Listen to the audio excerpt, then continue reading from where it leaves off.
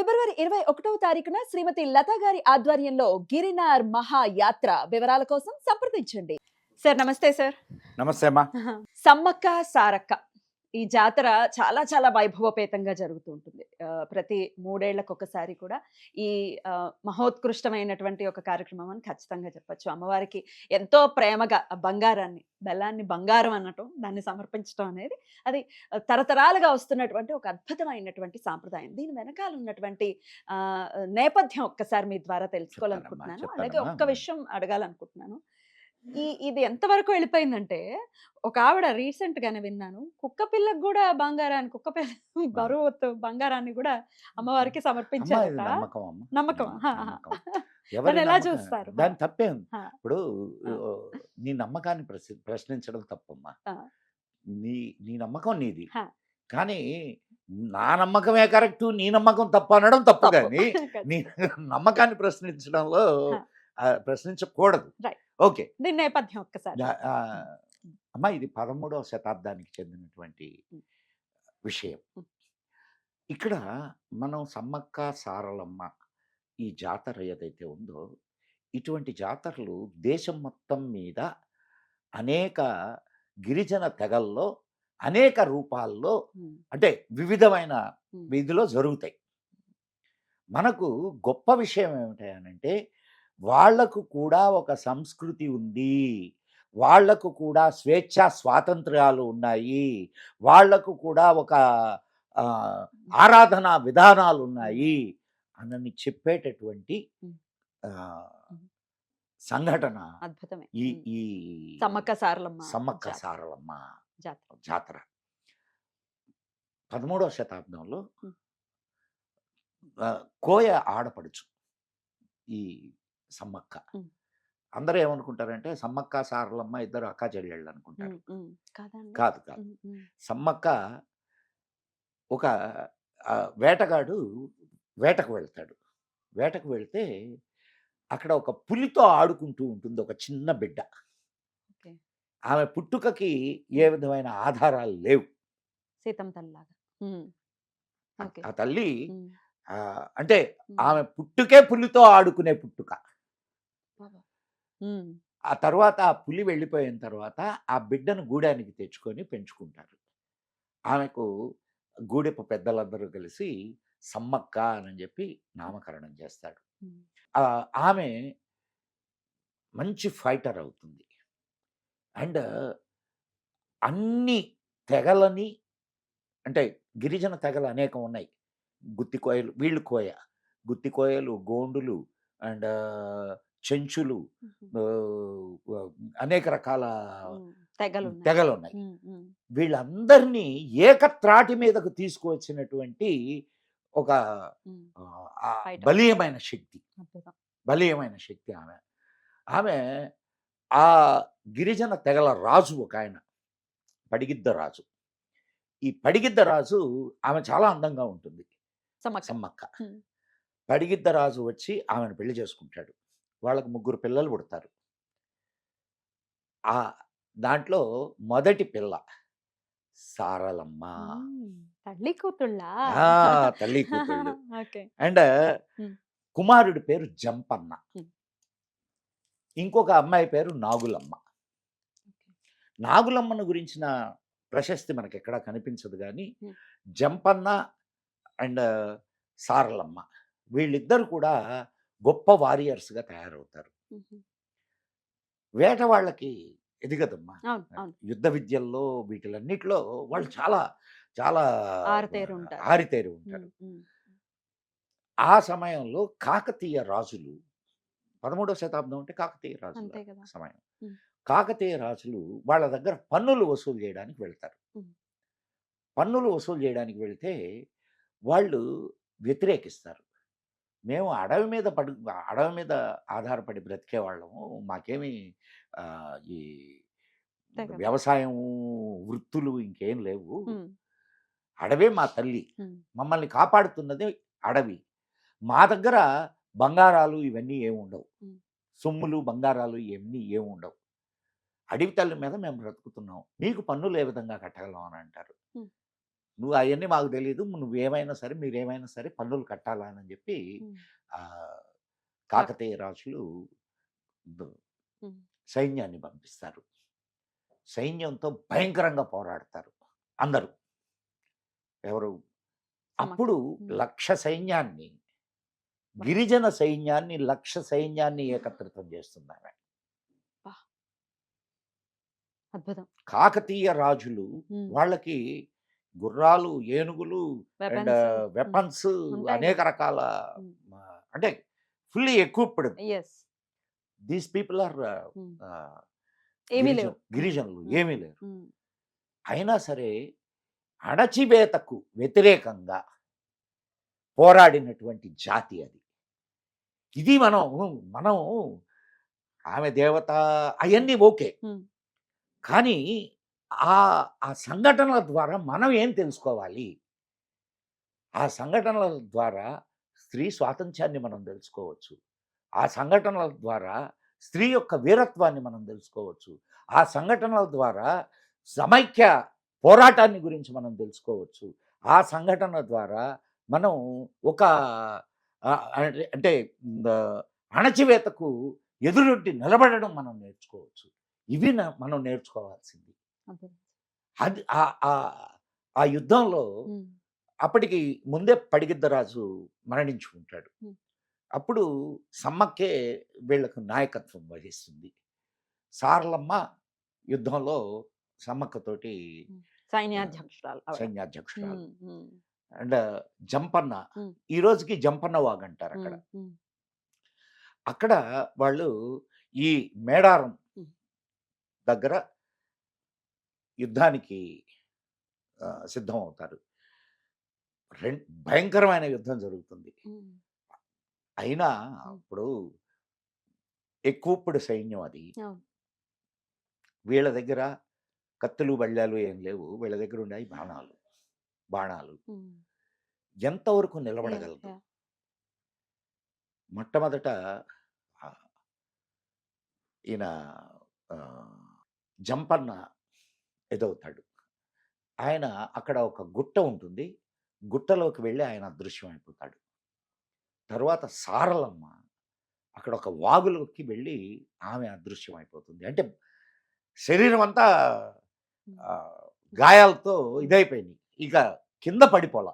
కింద పడిపోకుండా అంటే ఆ శరీరం కూడా శత్రువులకు దక్కకూడదు అనేది వాళ్ళ హుహు. హ్మ్. చివరికి సమ్మక్క పోరాడి ఆమె కూడా అడవిలోకెళ్ళి భూమిలో కలిసిపోయిందని చెప్పి హ్మ్. చెబుతారు. దీన్ని ఆహ్, మేడారం జాతర అంటారు. మాఘశుద్ధ పౌర్ణమి రోజు మొదలవుద్ది. హుహు. 4 రోజులు జరుగుద్ది ఈ జాతర. హ్మ్. ఇది మొత్తం దేశమంతా అంటే మొత్తం దేశం నుంచి వస్తారు హ్మ్. అక్కడికి. హ్మ్. ఒక తెలంగాణ నుంచే కాదు. హ్మ్. అవును. అతి పెద్ద జాతరగా, దేశంలో జరిగే అతి పెద్ద జాతరగా దీనికి గుర్తింపున్నది. అయితే ప్రభుత్వం గూడా దీన్ని గుర్తించాలి. ఆ! అంటే భారతీయ భారత్ ఖచ్చితంగా. దే భారత ప్రభుత్వం గూడా దీన్ని గుర్తించాలని హ్మ్. వినతులు వెళుతున్నాయి. హ్మ్. దీనికి చాలా అత్యంతమైన ఇప్పుడు దాదాపు 2,00,00,000 మంది హ్మ్. అక్కడ ఆ 4 రోజుల్లో ఆహ్, దర్శించుకుంటారు అమ్మవారిని. ఆ! దర్శించుకుంటారు. ఆ! అమ్మవారికి హ్మ్. బంగారము, వెండి ఇవన్నీ హ్మ్. కానుకగా ఇస్తారు. హ్మ్. బంగారము, వెండి ఇవ్వలేని వాళ్ళు వాళ్ళు బంగారం అనే పేరుతో బెల్లాన్ని అమ్మకు సమర్పిస్తారు. సమర్పించుకుంటారు. హ్మ్. అక్కడికి వెళ్ళి వాళ్ళ కోరికలు తీరినటువంటి వాళ్ళు అనేక మంది ఉన్నారు. హ్మ్. అనేక మంది. అయితే అక్కడికి ఒక్కటి వెళ్ళకుండా గుర్తుపెట్టుకోమ్మా. ఆ! ఆ! నీకు ఇప్పుడు హ్మ్. తిరుపతికి అవును. అంత జనం ఎందుకొస్తున్నారు? హ్మ్. కొంతమందైతే హ్మ్. ప్రతి సంవత్సరం వెళ్తారు. అవును. ఎందుకు? ప్రతి నెల పౌర్ణమికి వెళ్ళేవాళ్ళని చూసాను నేను. వెళ్ళేవాళ్ళున్నారు. అవును. ఎందుకు? హ్మ్. కారణం ఏంది? అంటే నువ్వు కోరిన కోరికలు ఆయన తీరుస్తూ ఉన్నాడు. అవును. అలాగే ఇక్కడికి 2,00,00,000 మంది జనం ఆ 4 రోజుల్లో రావటం. ఏకత్రితం అవుతారు అనంటే, దాని వెనక ఉన్నటువంటి ఇదేమిటి? పవర్. అంటే హ్మ్. అక్కడికి వెళ్ళినటువంటి వాళ్ళు కోరిన కోరికల్ని అమ్మ తీరుస్తూ ఉంది. కానీ 3 ఏళ్లకు ఒక్కసారి చేయటం ఏంటండి? దీని వెనకాల రెండేళ్లకు ఒకసారి అన్నమాట. రెండేళ్లకు ఒకసారి. రెండేళ్లకు ఒకసారి చేస్తారు. ఎందుకు చేస్తారు అట్లా? రెండేళ్లకు ఒకసారి. జాతరలన్నీ అంతేనా? ఆహా కాదమ్మా. కాదు. ఈ జాతర ఈ ప్రత్యేకమా? జాతర మాత్రం 2 ప్రత్యేకం. ఇయర్స్‌కి. తక్కినవన్నీ హ్మ్. ప్రతి సంవత్సరం జరుగుతాయి. ఈ హ్మ్. ఒక్క హ్మ్. జాతర మాత్రమే 2 రెండేళ్లకు ఇయర్స్. ఒకసారి జరుగుద్ది. దానికి హ్మ్. ప్రభుత్వం కూడా హ్మ్.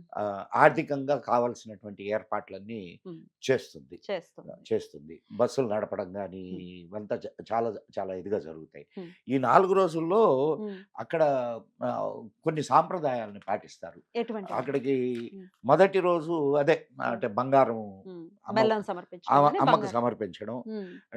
ఆహ్, అక్కడ జ్యేష్ఠగుట్ట అంటారు. హ్మ్. హ్మ్. ఈ జ్యేష్ఠగుట్ట మీదనే జంపన్న మాయమైంది. ఓకే. ఆయన పేరుతోనే జంపన్న వాగు అంటారు. హ్మ్. ఆ జ్యేష్ఠగుట్టను ఎక్కుతారు. హ్మ్. ఓకే. జ్యేష్ఠగుట్టను ఎక్కడం అంటే ఒక బంగారం సమర్పించడం, జ్యేష్ఠగుట్టను ఎక్కడం అండ్ చందలు మోయడం అని అంటారు. హుహు. హ్మ్. కుండలులో నీళ్లు తీసుకొని హ్మ్. మోస్తారు. హ్మ్. అదొక సాంప్రదాయం. సాంప్రదాయం. హ్మ్. తర్వాత సాక్ష్యాల గడ్డ దర్శనం. హ్మ్. అక్కడ ఇప్పుడు ఏదైతే గడ్డ ఉందో హ్మ్. దాన్ని సాక్ష్యాల గడ్డ అంటారు. హ్మ్. సాక్ష్యాల గడ్డను దర్శనం చేసుకొని అంటే అమ్మ అదృశ్యమైన ప్రదేశం అది. హ్మ్. ఇదంతా ఒకే రోజులో చేసేసుకొని లేదమ్మా వచ్చేస్తారా? 4 రోజులు 4 రోజులు జరుగుతాయి. అక్కడే ఉంటారా? 4 రోజులు అక్కడే ఇప్పుడు మనం ఉంటారు. వెళ్ళామంటే 4 డేస్ అక్కడ ఉండి ఇవన్నీ చేయాల్సి ఉంటుందండి? అంటే హ్మ్. ఇప్పుడు హ్మ్. హ్మ్. అమ్మ హ్మ్. సిస్టమ్స్ అన్నీ మారిపోయినాయి అవును. అవును. అనుకోవడానికి లేదు. అవును. మనం యాక్చువల్‌గా ఏదైనా పుణ్యక్షేత్రానికెళ్తే ఆ! ఒకరోజు నిద్ర చేసి నిద్ర చేయాలి. రమ్మంటారు. అవును. నిద్ర చేసి రమ్మంటారు. అవునండి. కానీ ఎంతమంది చేస్తున్నారు అట్లా? హ్మ్. పొయ్యి దేవుడికి నమస్కారం కానీ, పెట్టి. హ్మ్. కానీ వచ్చేస్తారు. లేకపోతే ఇంకా అని వెళ్ళిపోతుంటారు. అంటే ఆహ్, అది అక్కడకి వెళ్ళి ఏదైనా ఒక పవిత్రమైన ప్రదేశానికి వెళ్ళినప్పుడు, హ్మ్. అక్కడ ఉండేటటువంటి ఎనర్జీని నువ్వు తీసుకోవాలా. నువ్వు తీసుకోవాలంటే దానికి ఈ ఈ శరీరం తీసుకోవాలంటే ఈ శరీరానికి కొంత సమయం ఇవ్వాలి గదా! సమయం ఆ! ఇవ్వాలా. ఆ! 5, 10 నిమిషాల్లో ఎక్కడవుతుంది? ఏదో ఒక నమస్కారం కొట్టి ఆ! ఇట్లా అని ఎగ్జాక్ట్‌లీ. వెళ్ళిపోయేది కాదు గదా! ఎగ్జాక్ట్‌లీ. అక్కడ హ్మ్. హ్మ్. స్మరణ హ్మ్. ఇవన్నీ ఉంటాయి. హ్మ్. ఇప్పుడు ఆమె ఒక అలౌకికమైనటువంటి శక్తి. హ్మ్. ఆ అలౌకికమైన శక్తి అక్కడ ఉంది అని ప్రజలు గుర్తించారు. నువ్వు నేనుగా సంగతి అటు పక్కన పెట్టు. మా దాదాపు 700 సంవత్సరాల నుంచి ప్రజలు ఎంతో నమ్మకంతో కొలుస్తున్నటువంటి ప్రదేశం. ఖచ్చితంగా. సరే ఆ ప్రదేశానికి ఆ గొప్పతనం ఉందా? లేదా? అని ప్రశ్నించే వాళ్ళుంటారు. ఇంతమంది ఆలోచనలు హ్మ్. అక్కడ ఏకత్రితం అయ్యున్నాయి. అవును. అటువంటప్పుడు దానికో పవర్ ఉందిగా. హ్మ్. ఉందిగా. హ్మ్. ఆ! హ్మ్. కాబట్టి హ్మ్. మనం ఏదైనా ఒక పవిత్రమైన ప్రదేశానికి వెళ్ళినప్పుడు, హ్మ్. ఆ ప్రదేశంలో ఉన్నటువంటి ఎనర్జీని మనం హ్మ్. రిసీవ్ చేసుకోవడానికి కొంత సమయాన్ని హ్మ్. అక్కడ గడపాల. హ్మ్. గడపాలా, అక్కడ ఏ అయితే పద్ధతులు ఉంటాయో, ఆ పద్ధతుల్ని మనం పాటించాలా. ప్రతిదానికి ఒక పద్ధతుంటది. ఖచ్చితంగా. ఆహ్, ఆ పద్ధతి పెట్టిన దాని వెనుక కొన్ని ఉద్దేశాలుంటాయి. హ్మ్. వీటిలన్నిటిని మనం అనుసరిస్తూ వెళితే ఖచ్చితంగా అమ్మ అనుగ్రహం దొరుకుతది. హ్మ్. ఖచ్చితంగా. అలా ఇప్పుడు దొరకాలి. ఆ! ఆ! హ్మ్. 2,00,00,000 మంది అక్కడికెళ్తున్నారు హ్మ్. అనంటే, హ్మ్. ఎంతమందికి హ్మ్. అమ్మవారు అమ్మ అనుగ్రహం ఉంది. ఉంది. హ్మ్. అండ్ ఎంతోమంది వాళ్ళు కోరిన కోరికలు తీరడం వలన వచ్చి అక్కడ హ్మ్. బంగారం సమర్పిస్తారు. అవును. సో, దీనికంతా ఇది మనం ఈ ఈ ఈ సంఘటనని, ఈ ఉత్సవాన్ని మనం ఇంకొక రకంగా ఎట్లా చూడాలా అంటే, భారతదేశంలో అణచివేతకు గురైపోయారు. అది, ఇది అనని చెప్పి మాట్లాడుతుంటారు. గిరిజనులకు కూడా ఒక ఉన్నతమైన స్థాయి ఉంది. హ్మ్. ఒక ఉన్నతమైన సంస్కృతి ఉంది. వారికి కూడా ఒక అద్భుతమైనటువంటి హ్మ్. ఆహ్, ఐ పోరాట మీన్ పటిమ ఉంది వాళ్ళకి. పోరాట పటిమ ఉంది ఖచ్చితంగా.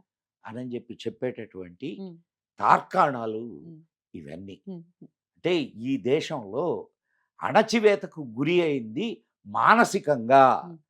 శారీరకంగా కాదు అనని హ్మ్. చెప్పి చెప్పడానికి ఆ! ఈ హ్మ్. సమ్మక్క సారలమ్మ హ్మ్. పండుగ హ్మ్. ఉత్సవం హ్మ్. చాలా హ్మ్. ఒక ప్రతీక. ప్రతీకాత్మకమైనటువంటి హ్మ్. ఉత్సవం. అద్భుతమండి. అద్భుతం. చాలా దీని వెనకాలున్నటువంటి నేపథ్యాన్ని చాలా అర్థమయ్యే రీతిలో చాలా చక్కగా తెలియజేశారు. ఆ! అమ్మ ఒక ఉమ్, స్త్రీ ఉమ్, ఆదిశక్తి స్వరూపిణి అమ్మ. ఉమ్, స్త్రీని మనం ఆదిశక్తిగానే కొలిచాం. ఓ పోతన చెప్తాడు, అమ్మలు గన్నయమ్మ ముగురమ్మల మూలపుటమ్మ చాలా పెద్దమ్మ సురారులమ్మ కడుపారడి పుచ్చినయమ్మ తన్నులో నమ్మిన వెల్పుటమ్మల మనమ్ముల నుండెడి అమ్మ దుర్గ మాయమ్మ కృతాబ్ధి ఈవుత మహత్వ కవిత్వ వటుత్వ సంపదలు అంటాడు. అవును. ఆ, ఉమ్, అట్లా మనం స్త్రీని ఉమ్, ఆదిశక్తి రూపంగా కొలిచిన జాతి మనది. ఉమ్, కాబట్టి గిరిజన స్త్రీ అయినా సరే ఉమ్, ఆదిశక్తి స్వరూపమే ఉమ్, అనేది ఉమ్.